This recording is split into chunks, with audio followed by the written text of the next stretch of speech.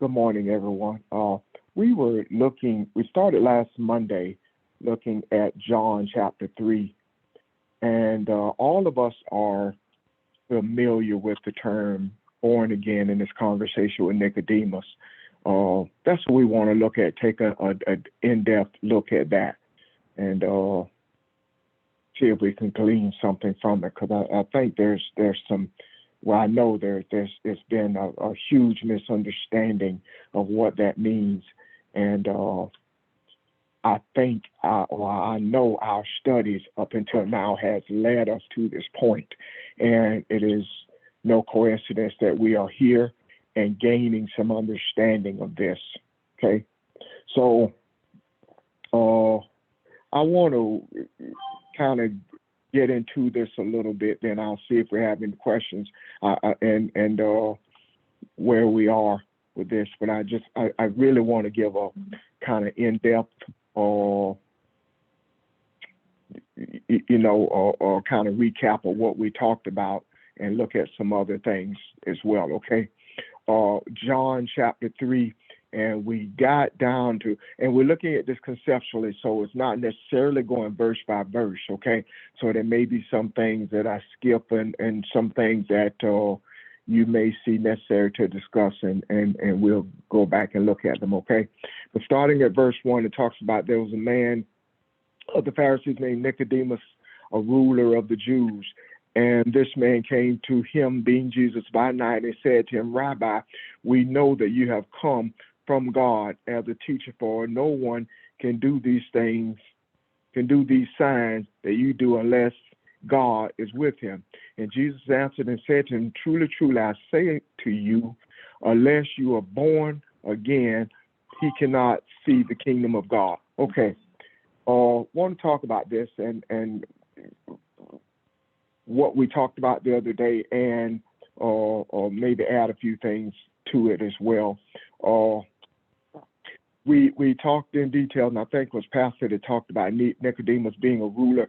If you remember, throughout Jesus's conversation of ministry throughout the four Gospels, he mentions repeatedly the kingdom of God, and it just kind of stands out to us that at this time he only speaks to Nicodemus about how to get there.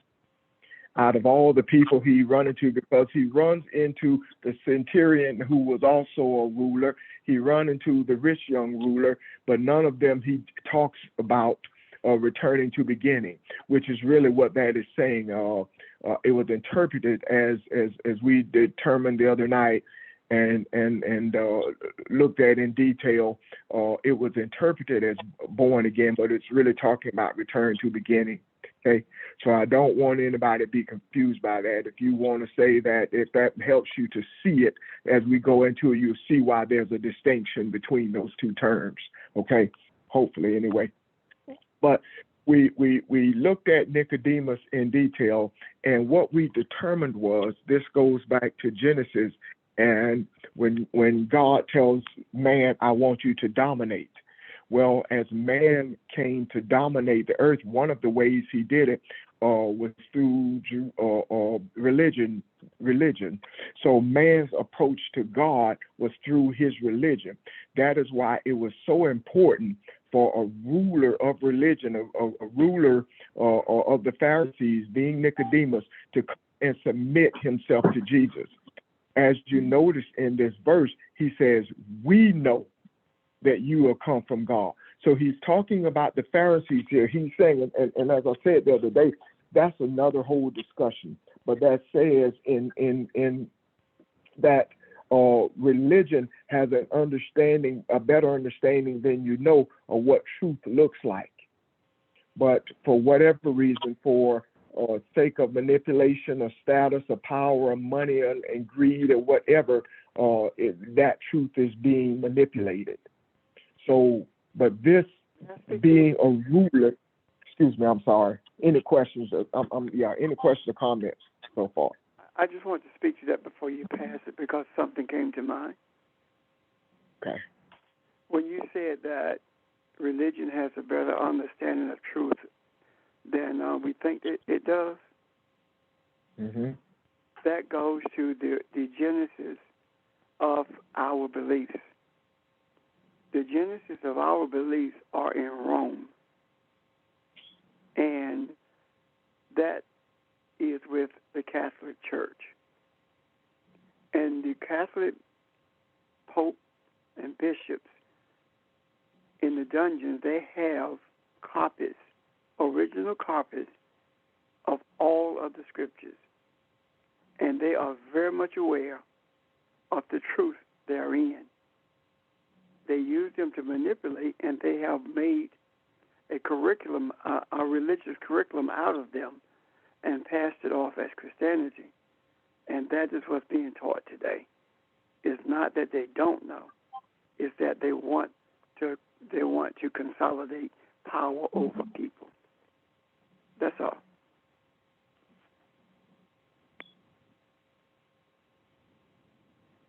I'm done.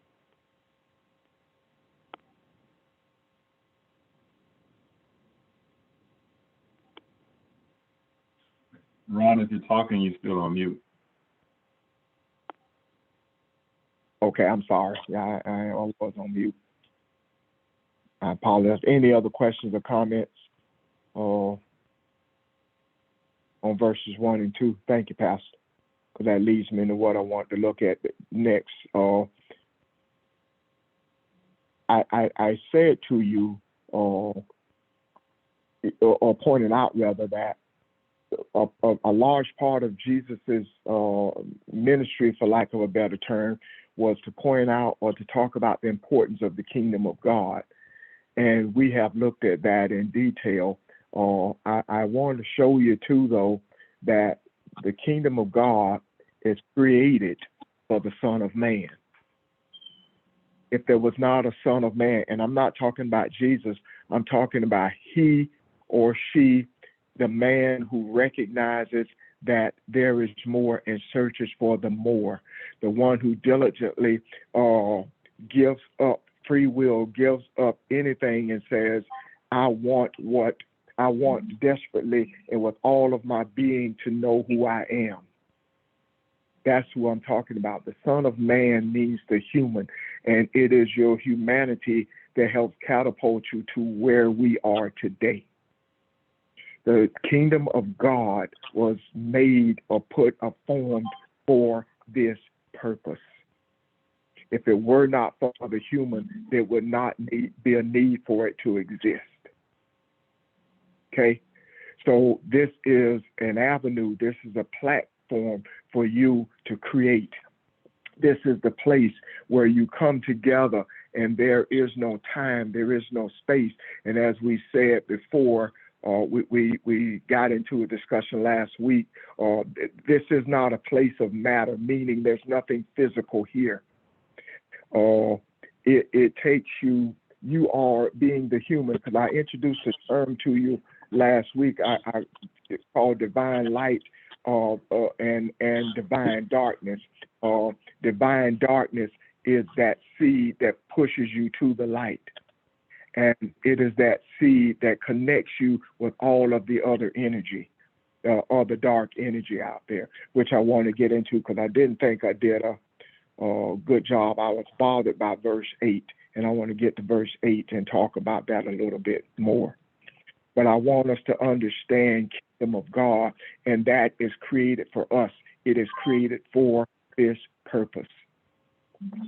So once that higher or enlightened part of us came from the confusion, came out of Nicodemus, using Nicodemus as the confusion, because Nicodemus represents religion, and he is that part of you that was came out of confusion that says, I submit myself to you. I know what you're saying is real. I just can't quite grasp it. Show me what you're saying. Show me who I am. So that freed the world, because now it had been given back to the Creator to say, let me show you who you are.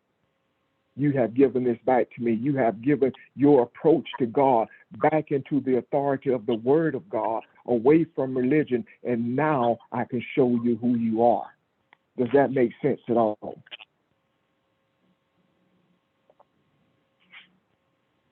Okay. So as you go down into this, Nicodemus said to him, how can a man be born when he is old? He cannot enter a second time into his mother's womb and be born, can he? So that's where the term born again came from. Nicodemus not understanding the concept of returning to beginning.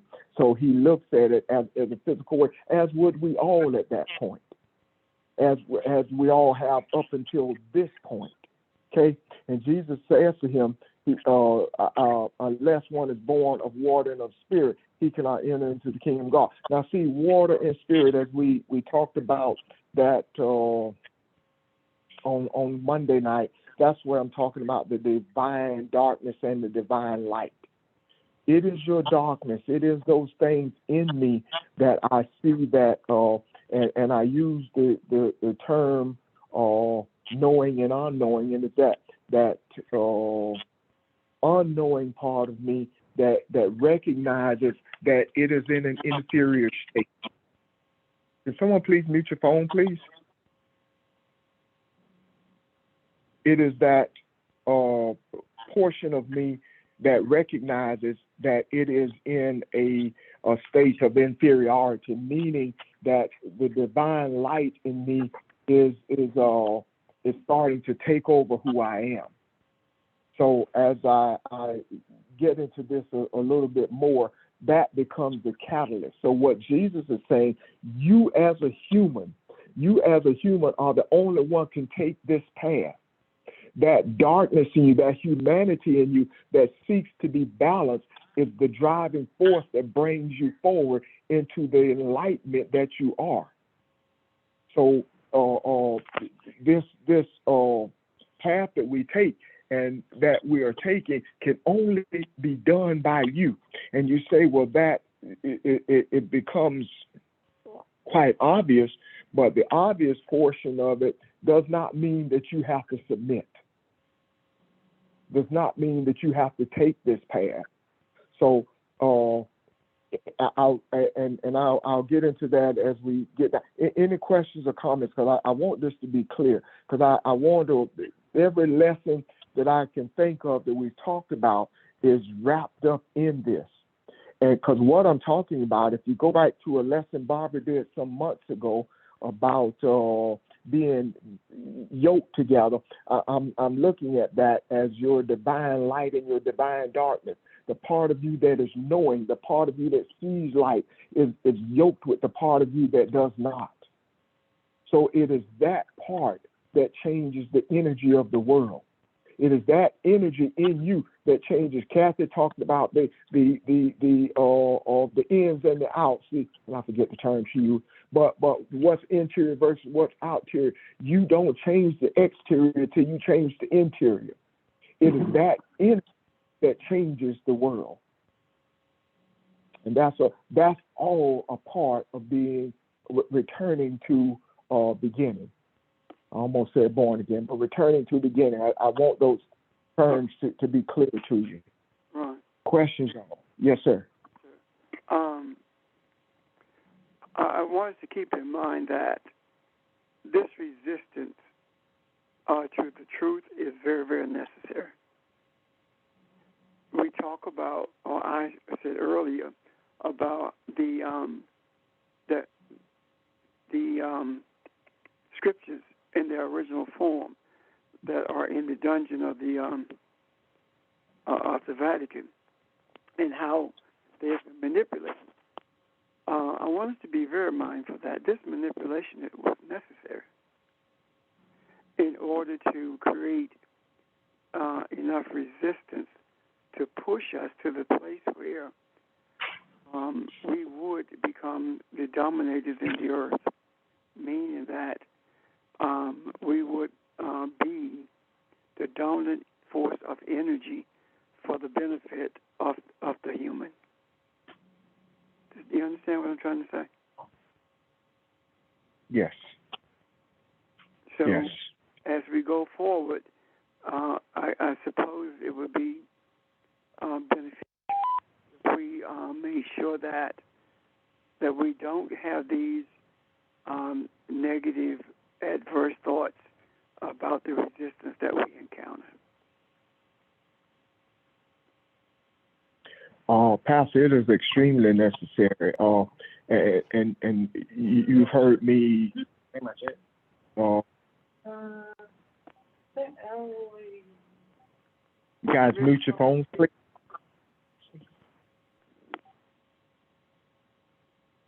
Clear. You've heard me talk about we've talked about in the past the process of a seed coming out of the ground.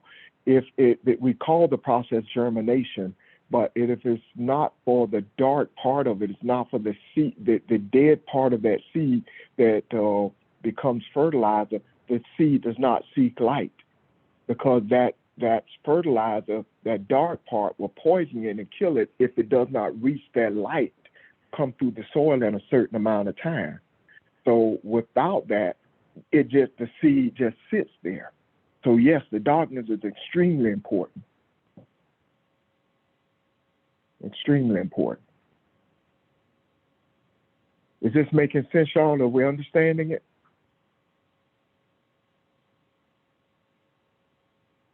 Yes. Yes. Okay. I want to get to something. I'm going to introduce something here, and I'll go back and look at these previous verses, because this is kind of the catalyst to me for this whole thing. It's understanding verse 8.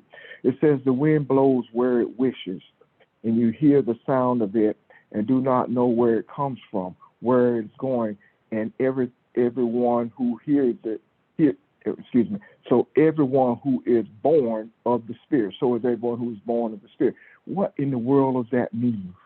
That's the part that really intrigued me, and we talked about it briefly the other day, and I went back because I didn't think we discussed that enough, and I want to look at that again.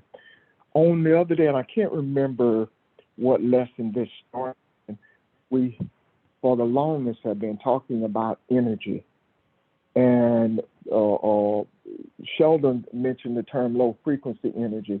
And I started looking at that because all of this is talking about energy. And this is what helps me make the distinctions of the voices and the things that go internally and the things externally. Meaning, it helped me to see and look at the people that I dislike and why I dislike them and what do I see. Because this points out to me how to look at principalities and energy rather than looking at people. Okay, so what Jesus is saying is, when you get to this point, you are born of the Spirit. And I used an example last week when we talked about the people in Africa. We voiced our concern for them not getting a vaccine, and Pastor said, okay, let's deal with this now. And we talked about that. That was a part of it, because his breath, the wind that came from him speaking, is in all parts of the world. That's what we're talking about here. It does not mean that I'm going to need to travel to all these places. It's saying recognize, the universe recognizes who you are. You have made this point of separating yourself, and that is what true holiness is, which I'll get into as well. And you have separated yourself so that your voice can be heard by the universe. Your voice represents the righteousness for mankind. This whole thing about returning to the beginning has nothing to do with you and you alone. It is not about joining a church or being part of anything other than the spiritual essence of humanity, the way God intended us to be. Okay?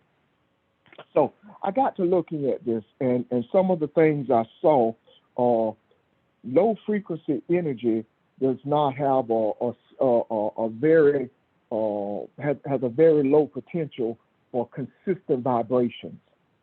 It has no real rhythm to it. So when you look at that, because we're talking about people that operate under low frequency energy, That's important to know. There is no depthness to it, okay? Versus a high frequency energy. High frequency energy is something that you choose to be. Low frequency energy is something that you're just born and you make no effort to do anything.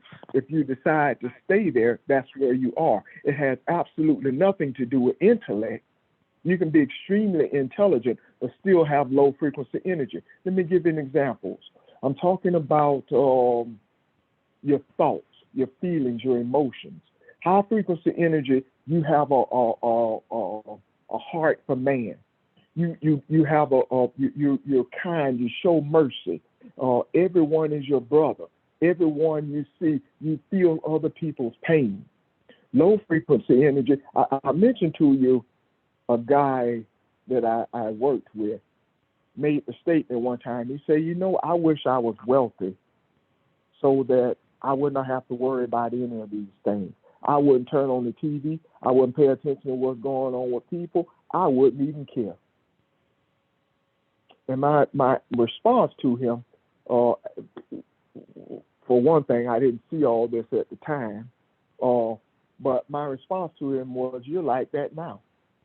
You're exactly like that now. If you just had money, it would just give you more courage to be who you are. But you're like that now. I didn't say it quite as nice as that. But what I see now, as I look at this, is the energy level that he's operating under is not for me to look at the man, but look at what he represents. He does not show a capacity to love. He does not show a capacity to have empathy for people.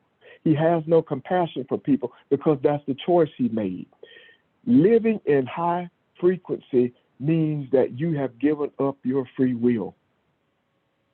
You would do anything for mankind. You would put yourself without so that others can have. You're in a place where you are vibrating at a high level, and you hear it all the time. It's when I hear Evelyn say that resonates with me, or even when I hear Charles say, I don't get it yet, but keep talking, I'm going to get it. He has an expectation because of where his heart is. This is going to fall in him, and he's going to start seeing it, and it's going to resonate with him. So when I talk about these levels of energy, low frequency energy causes you to separate. It changes your value system. It changes your thinking. So what you do is your attractions and unattractions start to change based on that value system that you created. And then you start having divisions. You have classes of people. You start separating by gender. You start separating by race, by culture. And because you're highly intelligent, you think is right. It doesn't cost you anything because you're not at that place in your that you want to vibrate in that it's going to cost you anything. Your goal is to gain, not to give up anything. So when you move to that place, you are attracted to people who operate and act the way you do. So those laws of attraction have everything to do with the type of energy that you put out. So you will never see someone who's gloomy and always depressed or attract you. Have you ever been into a room with somebody and you walk out and you feel drained? You feel just tired just from standing there talking to them? You tend to avoid people like that. You tend to, if you're upbeat, be attracted by people who are more upbeat. Just like if you're a racist, you tend to be attracted to people who are more racist. If you're loving kindness, those are the people that you're going to attract to. So when I start looking at that and looking at the energy levels when it talks about this wind and trying to understand these things from a spiritual perspective, I can see the energy and not the people. And what I do see also is those same things in me, that darkness, dark energy in me, or things in me that has to grow is what I need to change first. I cannot influence you until I change what's inside of me. So when I looked at this, verse 8 talks about he who has looked at that, who has seen that portion of himself and says, I want this at all costs. How many times have we said over the years, whatever it takes, this is what we're going to do? And the universe heard us. And what does the universe do in return? The universe says in return, I hear what you're saying, and I'm going to reveal everything in you that is broken. I'm going to reveal everything in you that needs fixing. I'm going to reveal everything that's outside of you that needs fixing. I'm going to show you the racism. I'm going to show you the division. I'm going to show you the brokenness that is in man, the hatred, the gender inequalities. I'm going to show all that to you. And then I'm going to pause the earth, because I want you to actually look at this. I want you to see where you are, and I want you to make sure that this is where you want to be. Because if this is where you want to be, I'm going to start feeling you. And as I start feeling you, as I start showing you who you are, as I start showing you how to be, show you these scriptures and give you a better understanding of Cain and Abel and of Adam and Eve and all those things that we went through, of the crucifixion, of the being yoked and equal, all those things were not about the world. They were about us. They were about us being real with ourselves, showing us a mirror of who we are and how to come and adjust those things and make the decision to be enlightened. Every one of them was about us. So here we are today. Those of us who have stayed the course, who have said this is what we want at all costs, God is starting, the Creator is starting to fill us. And as He fills us, we go back to Genesis. We go back to the beginning and start filling the earth. This is about standing in the gap for mankind. You are the human. You are the only one that can do this. Your breath, your wind, your spirit is the only one that can put this in motion. And that is why we talk about this has absolutely nothing to do with time. This has nothing to do with space. This here and now, this day, what understanding we gain, how we change the universe, fix everything from the beginning of time to things that have not happened yet. And we've all had that experience where you say, man, if I could go back and change this. Well, this changes the universe. This changes everything. So when it talks about verse 8, I use that one example, but that's just the tip of the iceberg.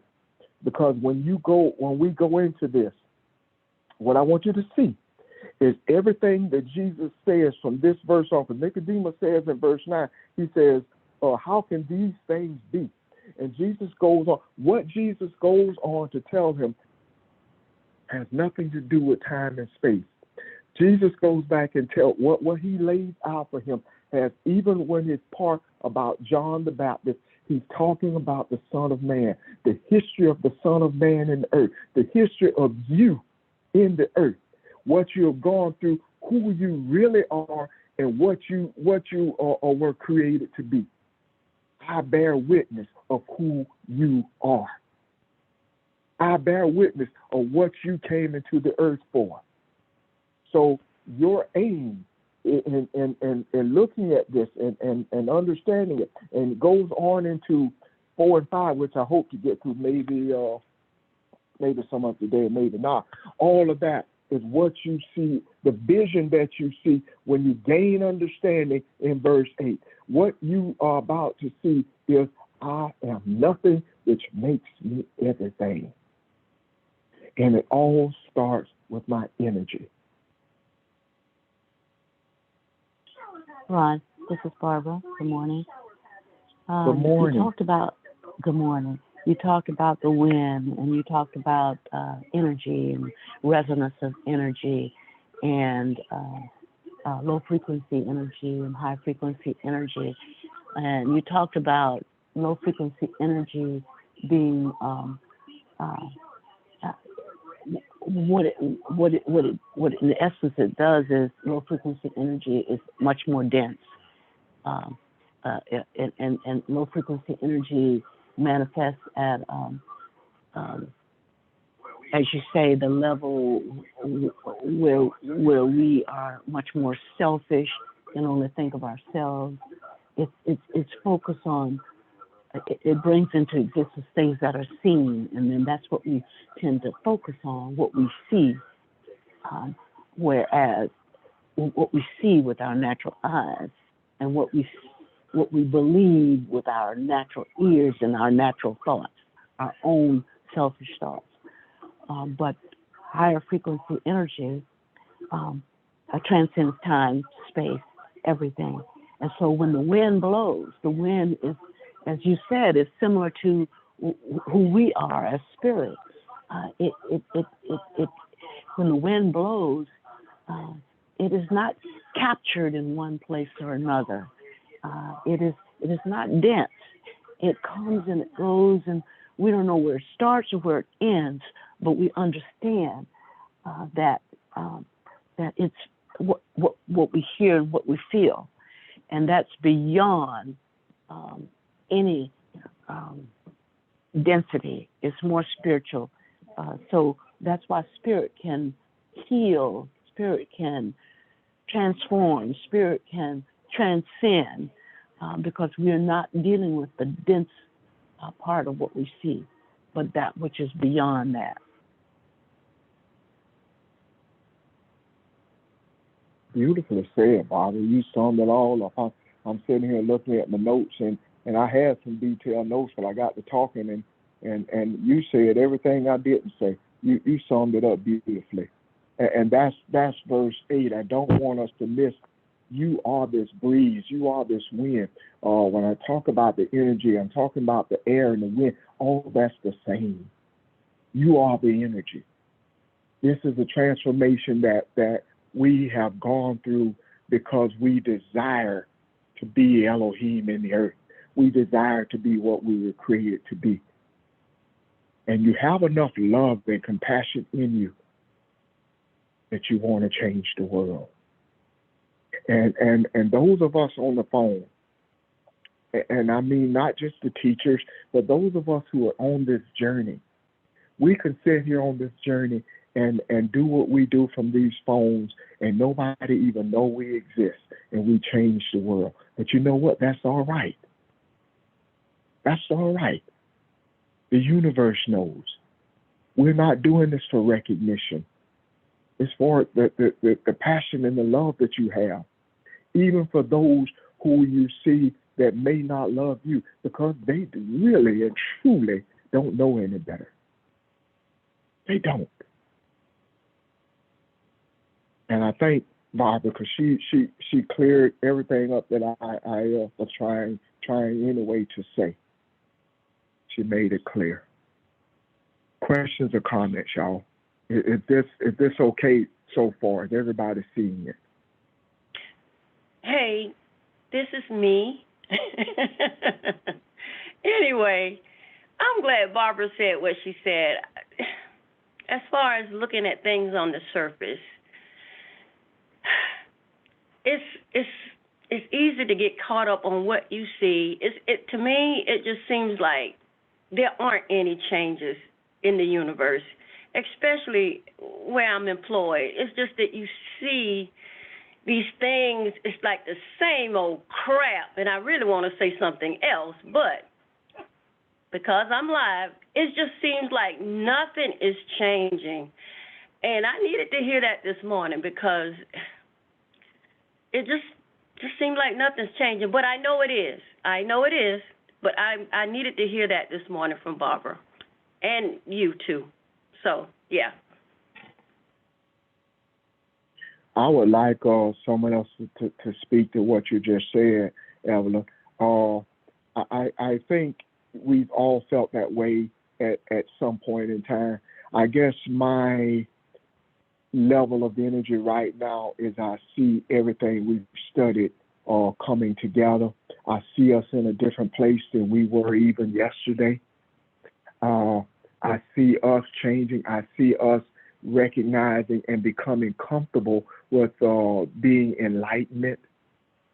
And it is no longer difficult for me to look and say, I am Elohim.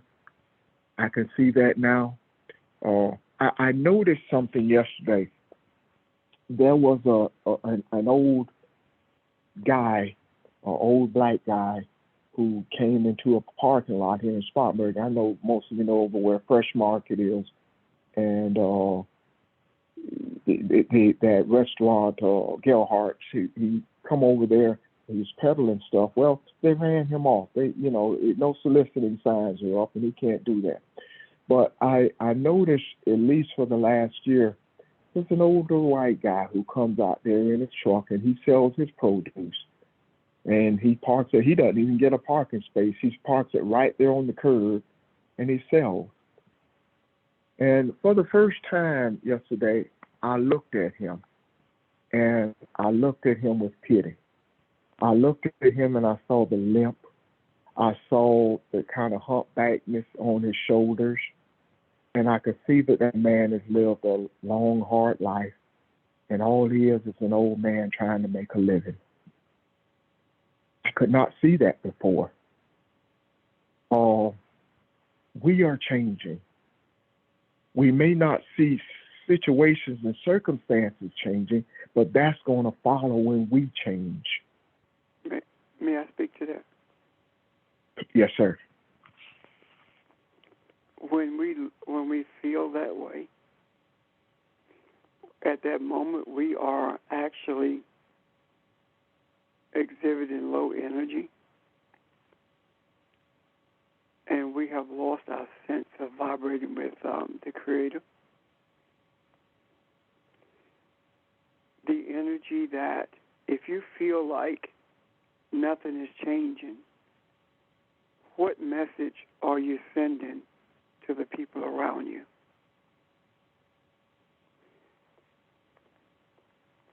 Because to feel like nothing is changing even for a second is emitting the type of energy that we seek to transform. That article that I read earlier that you sent, Ron, speaking to energy, we determine how we are our brother's keeper based upon the energy that we emit. If we make an effort, to focus on seeing the change within as opposed to seeing what is not changing without, then we have made a decision to be the holiness of our, to be the holy keeper of our brothers. If we allow that which is without to influence that which is within, then we are no longer the fence around our brothers at that moment. So how do we contend with that? How do we deal with these thoughts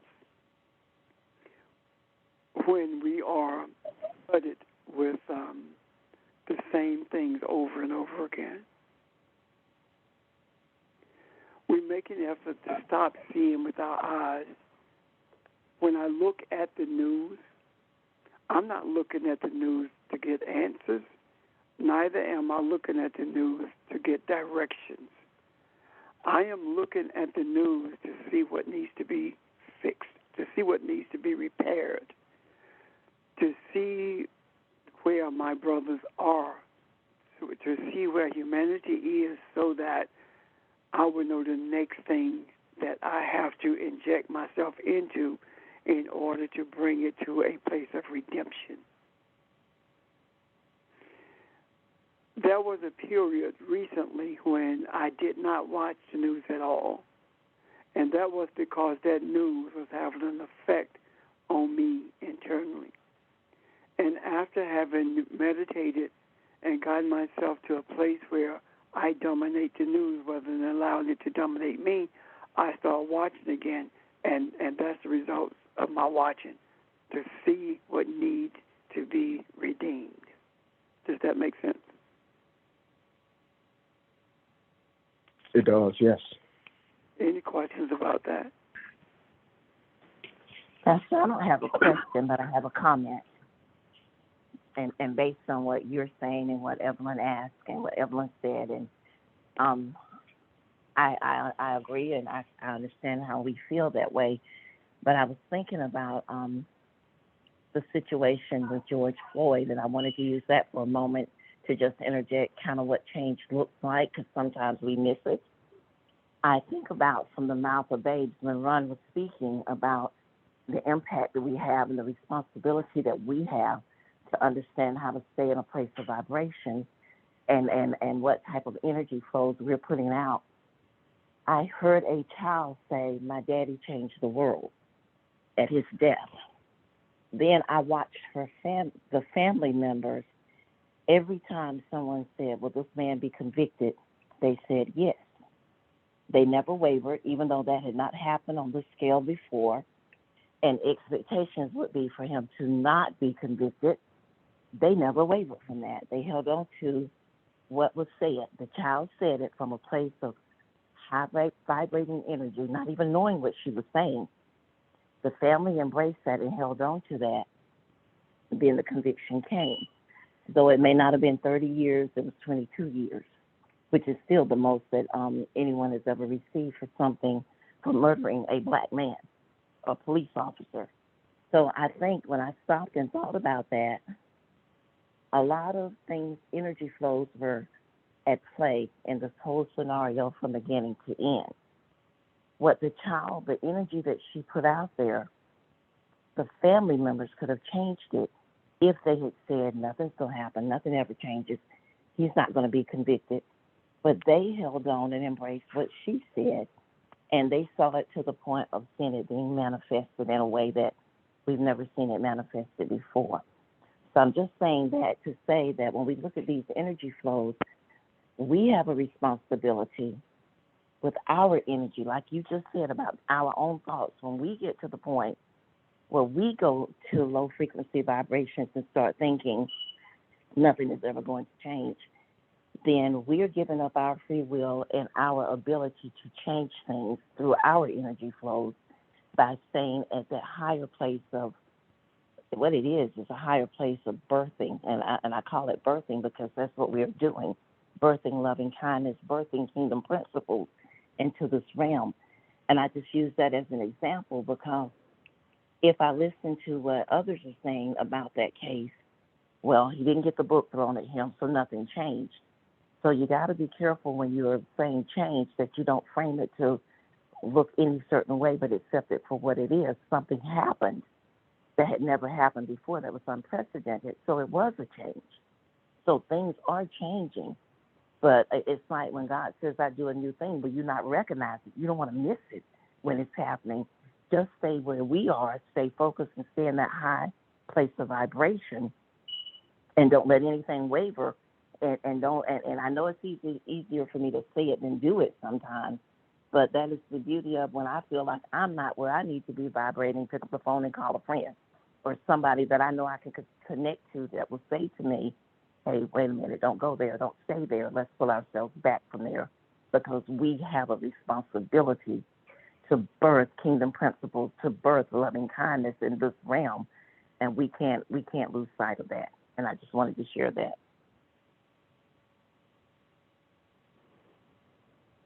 Thank you. Very well said. Questions or comments, anyone? This is Barbara. Good morning, everyone. Okay. Prayer.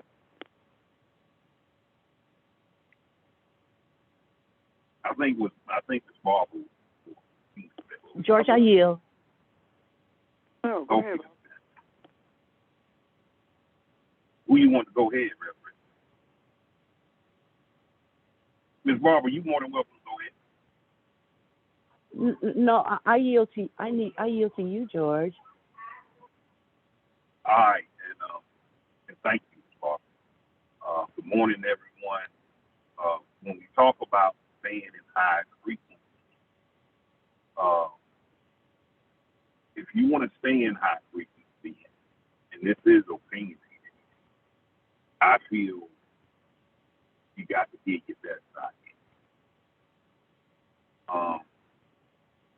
When you give your best side here, well, one reason why I got to give my best side here, if I want the best, I got to give my best. And if you want the best, you should give your best. When you do give your best side here, life takes a life, so you stay in high frequency.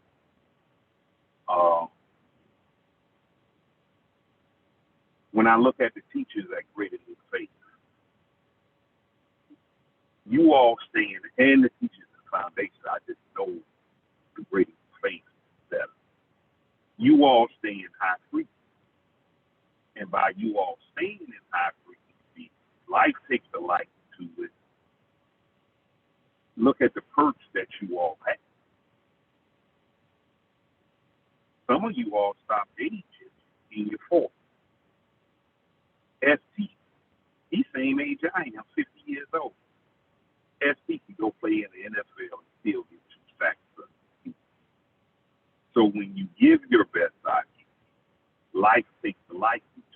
If you go back to Cain and Abel, God showed favor with Abel because Abel gave his best, not his purpose. He gave his best. When you operate in low frequency, when you decide to take shortcuts, ain't no shortcut in life. I didn't heard it, I didn't believe it, but ain't no shortcuts in life.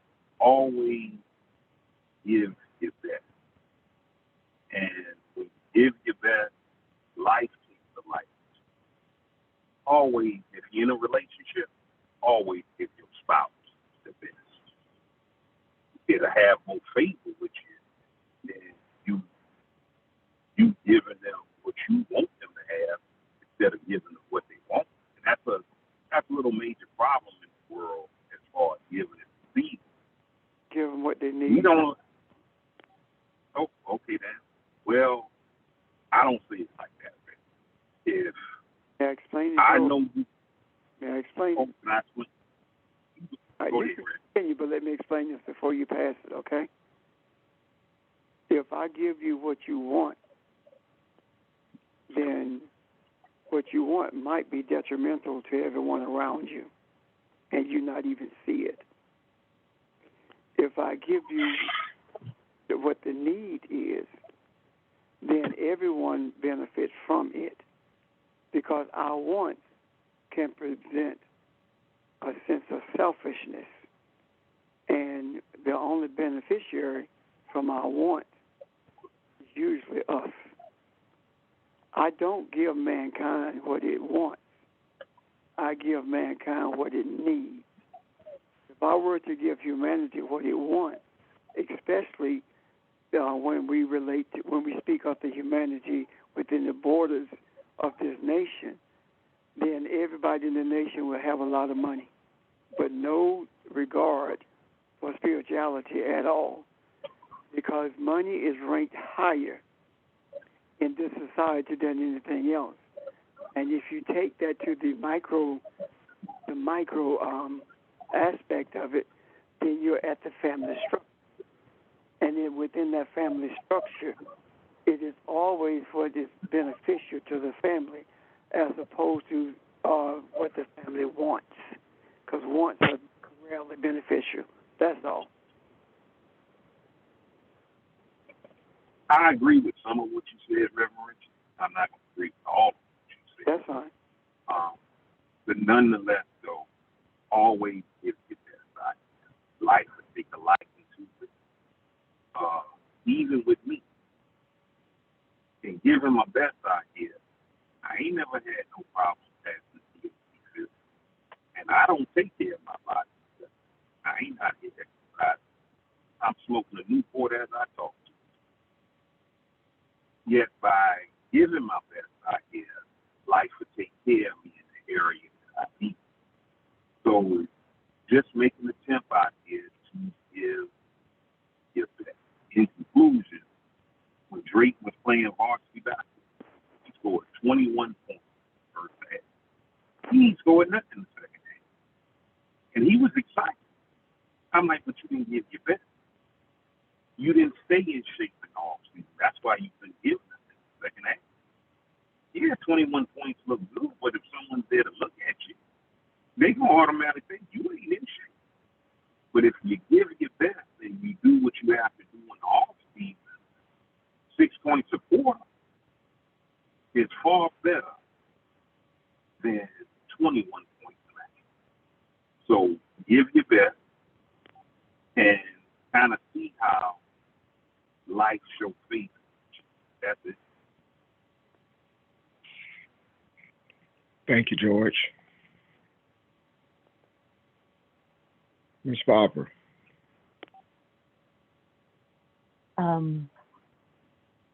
I was simply going to add another reading of what you're talking about, because now I see why your focus on verse 4 and 8 and why it has such significance. This is from the Message, and after Nicodemus says, "How can anyone be born who's already been born and grown up? Can you re-enter your mother's womb?" And Jesus said, "You're not listening. Let me say it again. Unless a person submits to this original creation, the wind hovering over the water creation kind of thing, the invisible moving the visible, a baptism into a new life, unless a person submits to that, it's not possible to enter God's kingdom." When you look at a baby, it's just that, a body you can look at and touch, but the person who takes shape within is formed by something you can't see, something you can't touch, the spirit, and becomes a living spirit. So don't be surprised when I tell you that you have to be born from above, out of this world, so to speak. You know well enough how the wind blows this way and that. You hear it rustling through the trees, but you have no idea where it comes from or where it's headed next. So I guess what I'm saying to us is what Pastor said and what you're saying. We can't look at, and I think Kathy said it too, can't look at what's manifested. We have to understand that we are that invisible wind spirit that moves the visible, that lower density energy. We're that higher density energy, which can't be seen. People don't understand it. That people, as Pastor says, sometimes you change your mind, you don't even know why you changed it.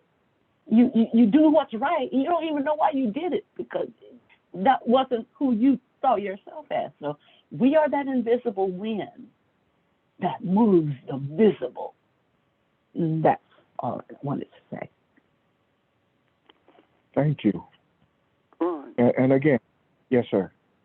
I want to ask Barbara, what reading was that?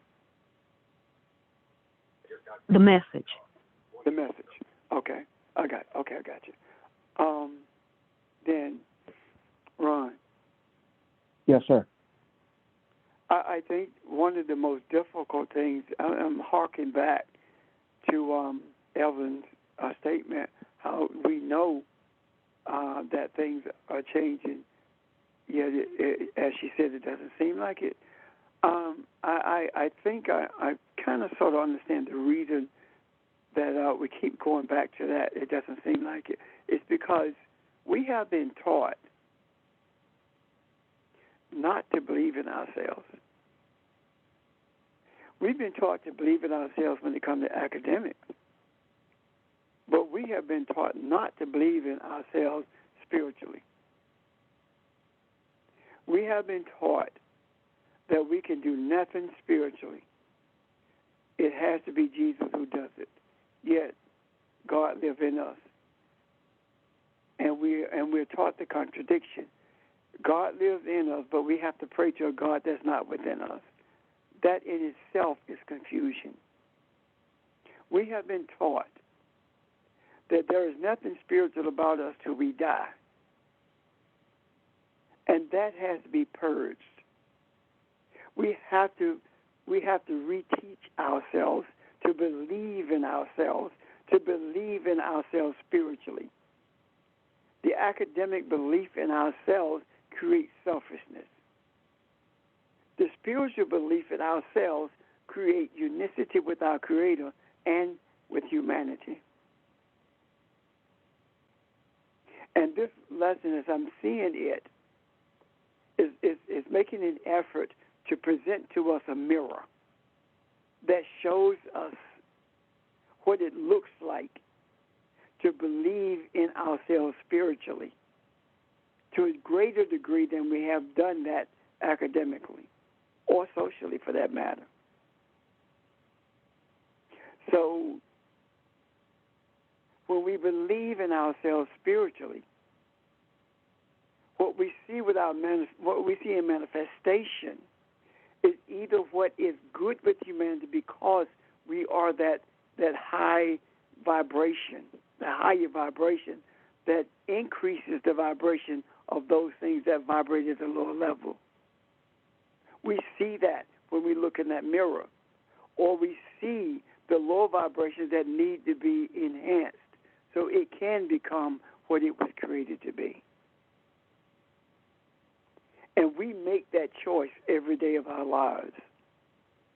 Every minute of our lives, we make that choice. And when we make the choice to be who we were created to be, it begins to enhance the belief in ourselves spiritually. And it gives us opportunity to really be the fence, the gatekeeper for humanity itself. I'm done. I have a question. This is Audrey. Hey, Audrey. Good morning. When you speak about believing in ourselves and our spiritual selves, so does that mean things are changing, or are we getting back to what the Creator intended? I mean, because the things that the Creator set in motion are there, are unchangeable. In terms of the greater arc of the universe, it's unchangeable. So are things changing, or are we getting back to what the Creator intended for us to be doing? That's my question. In the vernacular of the human, things are changing. In the vernacular of the spiritual, we are returning to beginning. We are getting back to what the Creator intended from the beginning. I was thinking about something similar to your question, Audrey. But as your sister Barbara was talking, speaking from I believe it was the message, and what it sounded like, or at least what it conjured up within me, as we say transformation a lot, but it was Jesus telling Nicodemus when he said you must return to the beginning, is that you must, in a sense, discover yourself or rediscover yourself, so to speak, that thing always existed, but in a sense, you don't even know who you are. And your whole idea of who you are is only a small fraction of who you are. And there's so much more. And so in order to even embrace that and understand it and walk into it, it's not as if you're totally discarding who you are, but no, you have to go back to the beginning because there's so much other things that you have to add. Like I said, it's a rediscovery all of a sudden, where we've only known just the surface of the layer of ourselves when there's so many layers deep. So I just wanted to add that your question just brought more of that, I guess, out.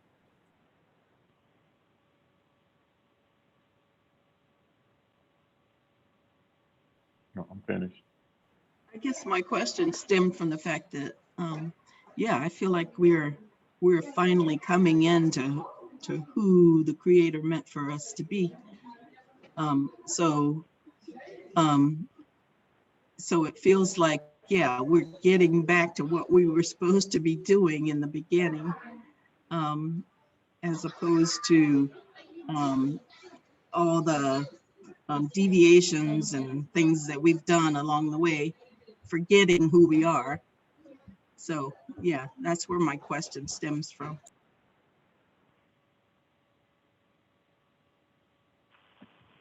Did the response help you, Audrey? Yes, thank you.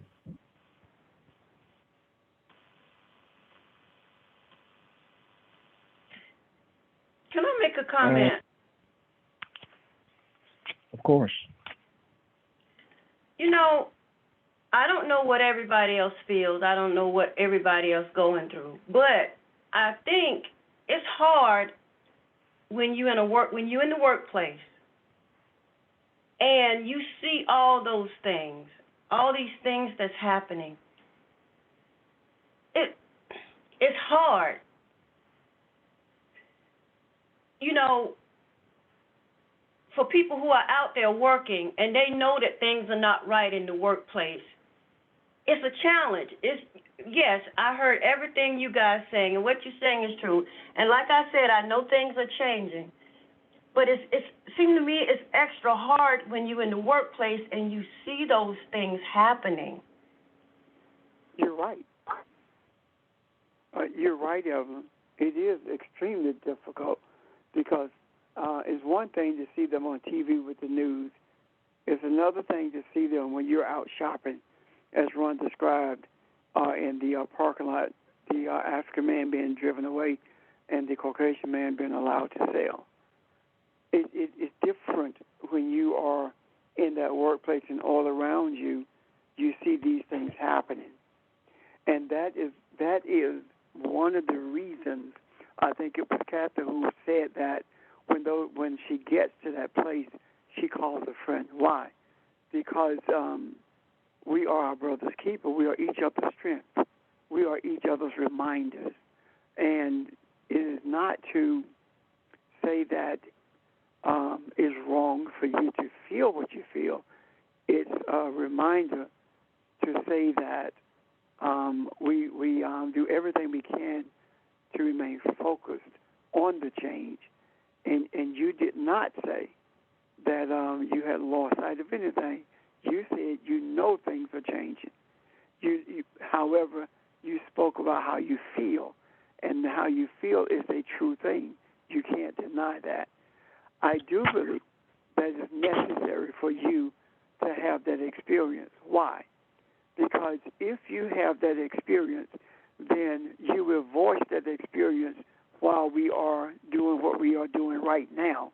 And when you voice that experience, the response to it begins to change the minds of other people, or to open their eyes so that they can begin to see that things are not what they once were. They can begin to change the way they speak about things. They can begin to hear differently. Example of that is this. We've talked about how shepherds have actually put the lives of their sheep in jeopardy by manipulating them into coming back to those buildings. And we have said that their eyes are going to be open and they're going to begin to see the danger in that.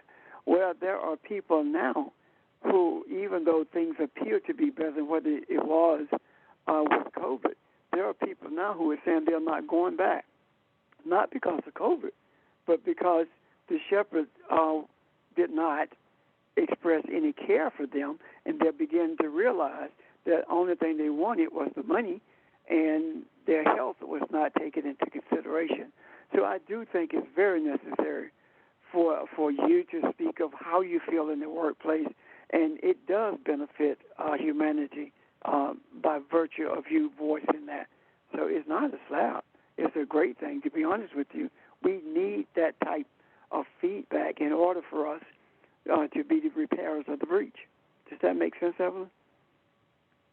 Yes, sir, that makes a lot of sense. Thank you. Yes, ma'am. Quick question, Ms. Evelyn. What is it that you've seen in the workplace that you asked to put that your statement? I just want to know, what is it that you're seeing in the workplace?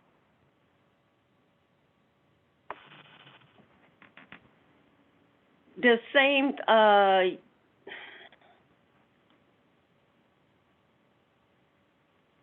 May I help you, Evelyn? Because we've talked about this. yes. You're seeing people who are have expertise in what they're doing, and they are being looked over for promotion. We're seeing people who ask for time off are refused, while someone can take time off to take a dog to the veterinarian. We are seeing people who are granted permission to work from home when there are those who need to do it and they refuse to allow them to do it. We see people who are getting increases in salary who very rarely are at work or do any work when they're there, while the people who are busting their behinds remain at the same rate of salary. We are seeing people who are in supervisory positions who don't even know the job themselves. They're only there because of friendship or nepotism, those kinds of things. Am I right, Evelyn? Yes, sir, and that's right across the board. Every employment, wherever everybody works, that is happening everywhere. So it's not just where I work, it's straight across the board. Right. Now I got some clarity. Thank you. If I can offer another example, I can think in the last 2.5 years of 8 positions I've applied for at my job, and I didn't get any of the 8, and 7 of the people that got them didn't have a college degree, meaning they had no qualifications at all. And every job that I applied for, I had experience in. At first, it made me bitter, but I see it for what it is. And don't get me wrong, education isn't everything. I'm not saying that at all. But I'm saying that I did have the experience to do those jobs. But I see it for what it is, and it keeps me from getting as angry as I would have gotten a few years ago. So yeah, you're right, and I also reminded that this is a part of the spiritual unveiling and releasing of things. This is a part of my evolution as well as yours. So these are things that we sort of put in motion and that needs to be dealt with. And again, it puts us in a position to see clearly what needs to be done. So, yeah, I agree, Evelyn. It's extremely frustrating. And you're right. It includes every job in America. That's where we are. But I like the previous conversation with Kathy and Pastor and Barbara and Audrey. All of that is correct. It's no coincidence that we are here. Where we are right now, we have desired to be here. And we have gone through lesson after lesson. We have asked for more understanding, asked for more responsibility, asked for more wisdom to see what's in the book and what we need to do. And this is where we are at this time. And that is no coincidence. And I am optimistic, and I even feel extremely positive about where we are because I see change now. I see it. And I don't think I get back to how Barbara understood and explained that thing, seeing that we are breath, seeing that we are the high frequency energy. That's going to be the difference maker. We have to resonate with the universe. We are the high frequency. We are the vibrations of the earth. And once we understand these verses and understand where we are, and what Jesus says to him further is, look at this. Look at who you are. You are the Son of Man. The things that we discussed, the things that Barbara described, only the Son of Man, only the human can put that in motion. Only the human can put that in motion. So that's where we are now. And that's what he was trying to explain to him. Everything that has happened, going back from the beginning of time, looking at who you are, looking at the Son of Man, and looking at what happened with the history of man and with Moses and on forward, even the witness and the testimony of John the Baptist, all that has happened, you have put in motion for such a time as this. That's not all about something that happened 2,000 years ago. That's talking about the energy that went into motion when you started this search, this journey. So recognize who you are, recognize where you are, and what I'm going to open up, what I'm going to show you, what's going to be the manifestation of what you discover from this. We look at the manifestation of it. To me anyway, I'm looking at this going into chapters 4 and 5. The first thing he does when he finishes is he goes into Galilee and he deals with the woman at the well. This is not the Jesus that we're thinking about. This is the Son of Man at the beginning. He's righting a wrong. He's showing us how to right this wrong. He's dealing with the feminine energy in the earth. Didn't we do this? Isn't this where we started? Do you see the pattern here? We have greater understanding now. He starts off dealing with feminine energy. He starts off dealing with the women and how she was treated. He starts off by giving her self-esteem and her purpose back. And what is the results? I'm not going to go through this whole thing. The results is what she does. The vibration that he puts in her affects everybody that she touches, everybody that she sees. Look at verse 39. It says, from that city, many of the Samaritans believed in him because of the word of the woman who testified. And he told me all the things that I have done. And when the Samaritans came to him, they were asking him to stay with them. And he stayed with them for 2 days. And many more believed because of his word. All because he dealt with feminine energy. This comes out of the womb of a boom. This comes back from beginning. This comes back from the kingdom of God that was created for the human. I need somebody to dare to go there, to want to see who you are and what you are, to understand, so that you can change this from the beginning. As Audra said, getting back to who you're supposed to be, doing what you're supposed to do from the very beginning. And what this tells me, I'm sorry, somebody say something. What this says to me is nothing else that has happened in the past matters. We can fix it. You have access to righteousness. You have access to you are the high frequency vibration of what is in the earth. And everything that is done, everything that's operating under low frequency, you have an opportunity to influence it.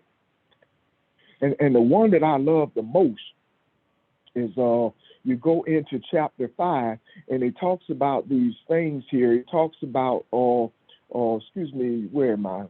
Verse 3 talks about the multitude of those who was at this pool. Talk about the sick, the blind, the lame, the withered. All of these things, all of this is waiting. This is the part of this. You see it twofold, within and without. This is dealing with that portion of you that needs healing, and the stirring up is what we're doing right now. The stirring up is what we started years ago when God started uncovering all this for us.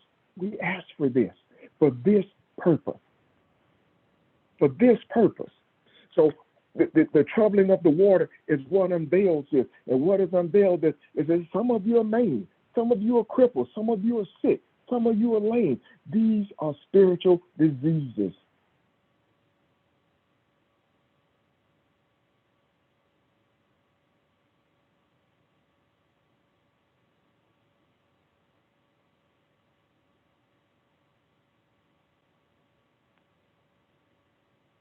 Ron,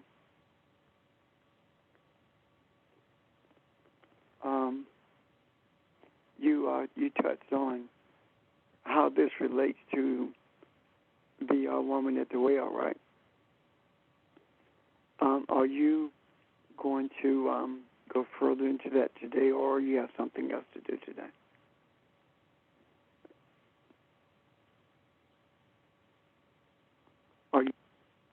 Are you talking, Ron? Check your mute.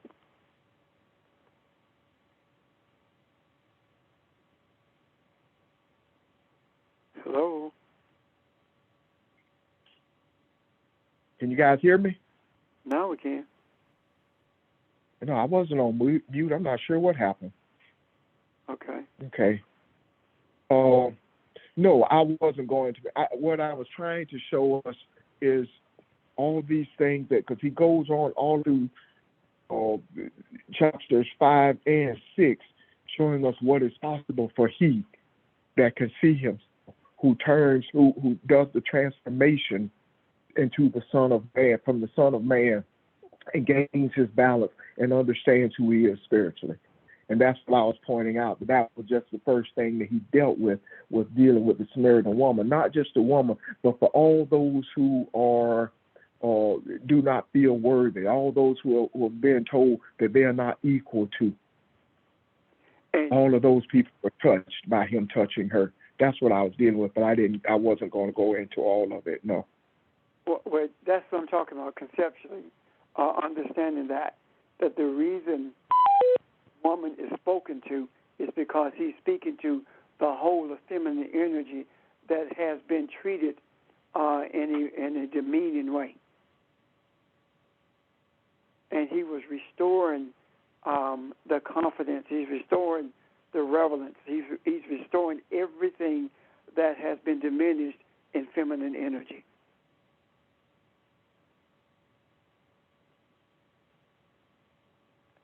That, I think, is worthy of not just looking at it, because we looked at it before, of making a connection with this whole idea of returning to beginning.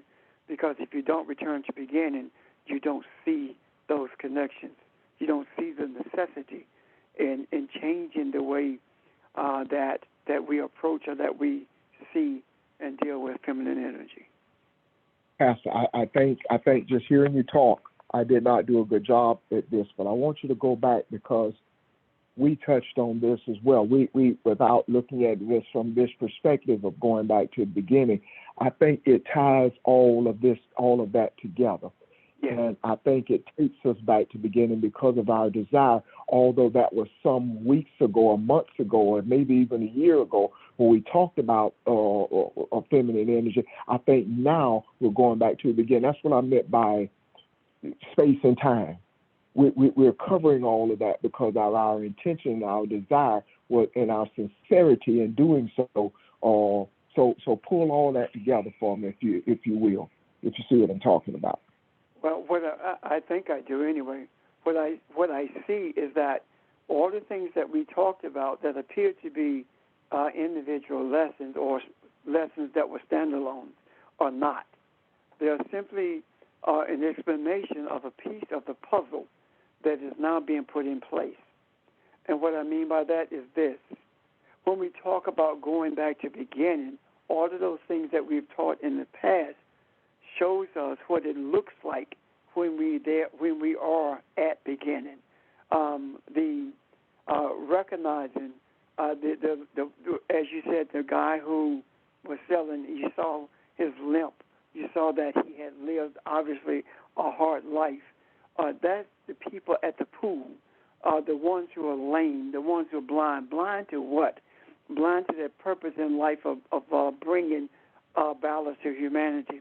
They're crippled because of having been manipulated with religion. And the cripple is talking about they're not able to walk, to travel on their own. I came in contact with someone over the past few days of this week, and they wanted, their desire was for me to intervene in a situation where they felt like someone had been possessed. And my response to them was, why would you want me to do that? It's because you are the pastor.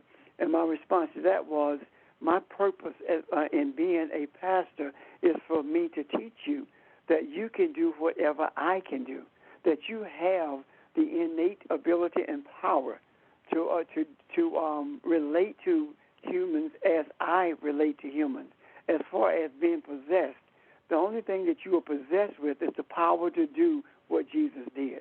So these are the pieces of the puzzle that I see that are coming together at this place of beginning, and the lady having been lame, having been crippled by religion. Now, if she embraces that, she has been restored. So now she's no longer lame or crippled. She's no longer blind. She does not need the water to be stirred in the pool for her to be put into the pool, because she has the ability to walk into the pool or the ability to walk away from the pool. All of these things are being revealed to us, and I do believe that we are not finished with this lesson by any means, because as you go through this third chapter, what's happening is that it's almost like the understandings of the third chapter is reaching out to other portions of the scriptures and pulling it in for our observation and for us to embrace as we expand upon it. Is that what you're asking, Ron? Yes, sir. I have a Does this question. make sense? Okay. I've heard in the past 2 weeks, 3 men have said that women are God. So how does that tie in what has just been said? Women, to me, where I see that is that women are the givers of life, because of they birth life, and I see that as feminine energy birthing life into the earth realm. It does not mean that men are not God. It simply explains a role for femininity as well as a role for masculinity. And these roles by no means are connected or gender-based, I should say, other than in the human in humanity, we call a woman is Adam with the womb, who gives birth, who has a birth canal, and what we call man is Adam with the seed. So Adam with the seed is no good if Adam doesn't have an Adam with a womb. So one is no good without the other. Therefore, in order to be whole, we must be Adam.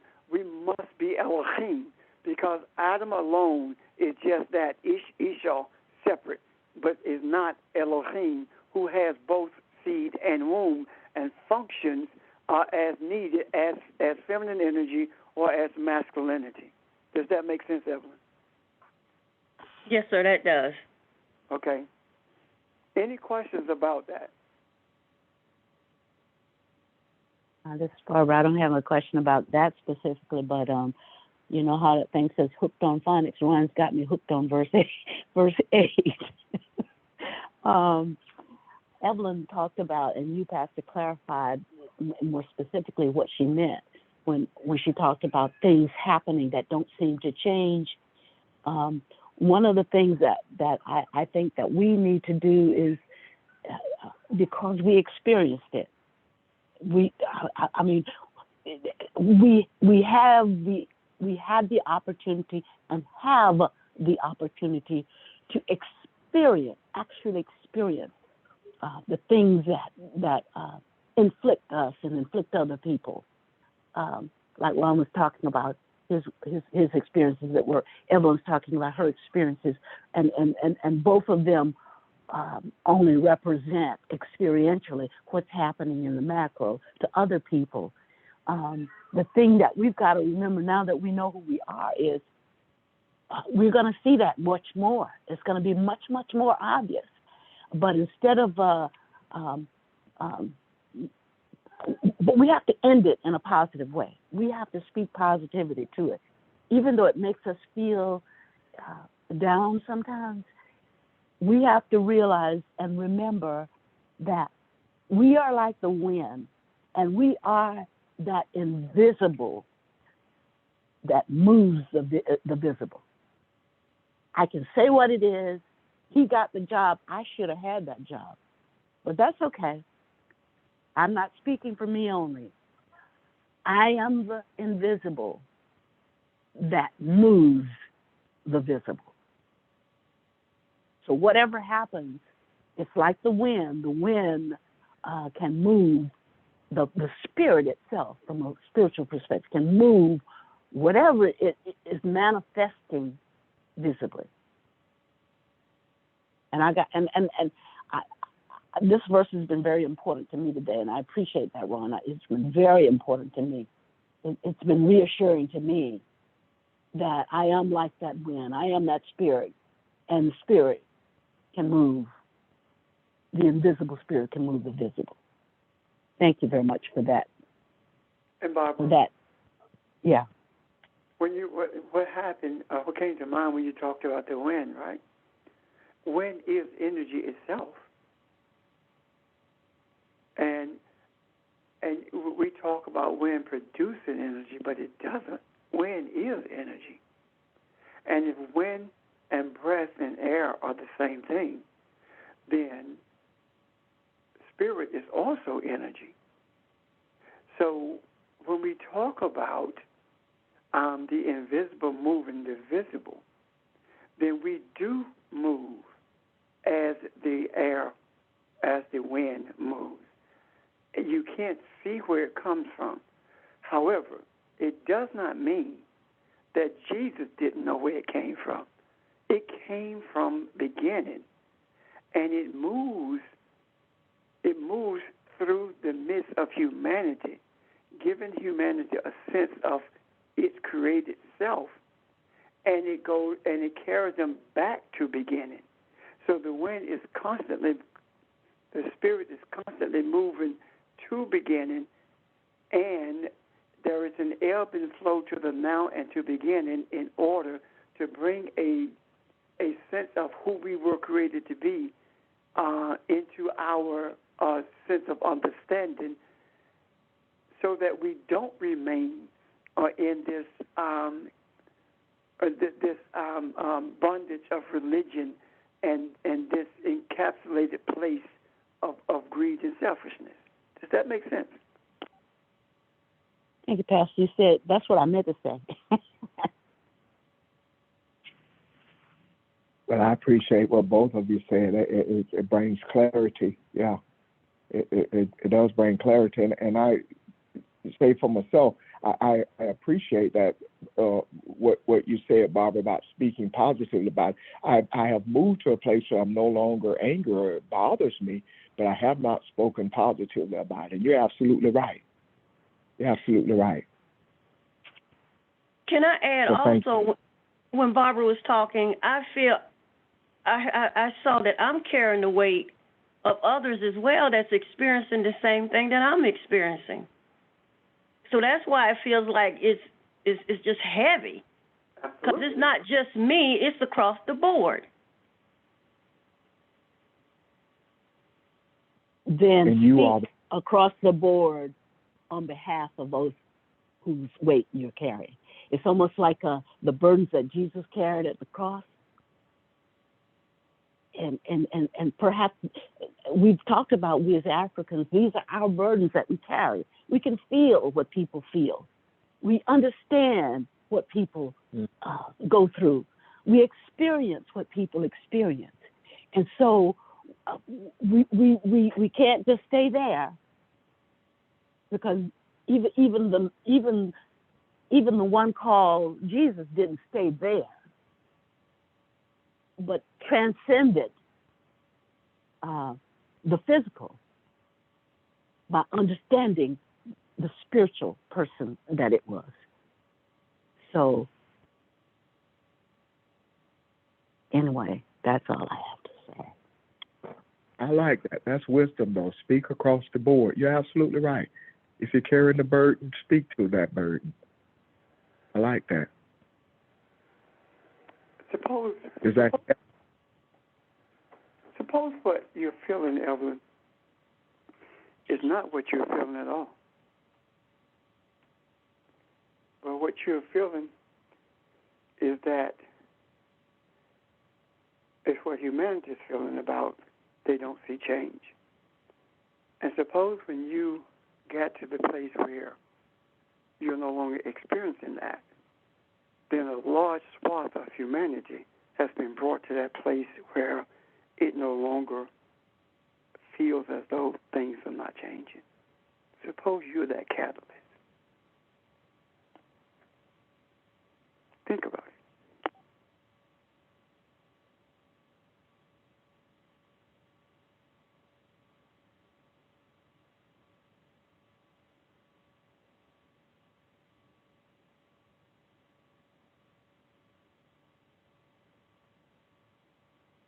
I'm done.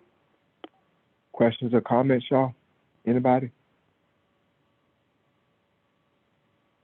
Wow, I hope this has been clear. I think we're in the middle of something that we don't even understand yet, or we can't see as clear as we will see it, and put it that way.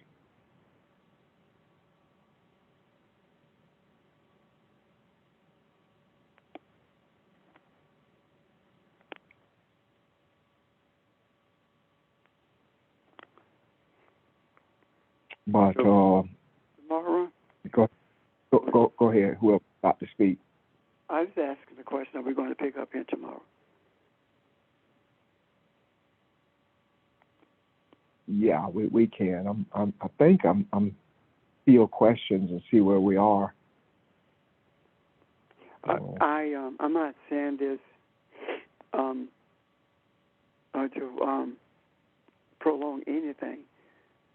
There is a sense that I have when we get to a place where we transition into a new, to something else. Okay. I'm not feeling that. I'm not feeling that we have been, that you, most specifically, have been shown everything to be seen at this moment. I know you won't see everything that's there, but at this moment, I feel that this evening, tonight, there are going to be other things that you are shown, and it's going to open all of us up to new understandings tomorrow when you raise the questions or make the comments about what you see. Does that make sense, sir? Okay. I accept that. I really do appreciate this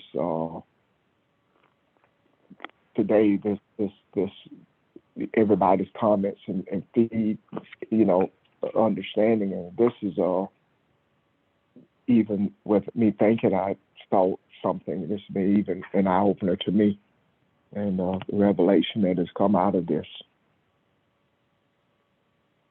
Oh, thank you. No, thank you. Any other thoughts or comments before we close? And again, please, if you will, if there's someone who don't understand something and don't see it quite clearly, we're in no hurry. We'll be happy to explain it and go over whatever we need to go over again. Okay, so either send a text, send it to pastor, or send them to me or one of the teachers or anybody who shoot us a text or ask the question on the line. Because I think this is a critical place that we are right now.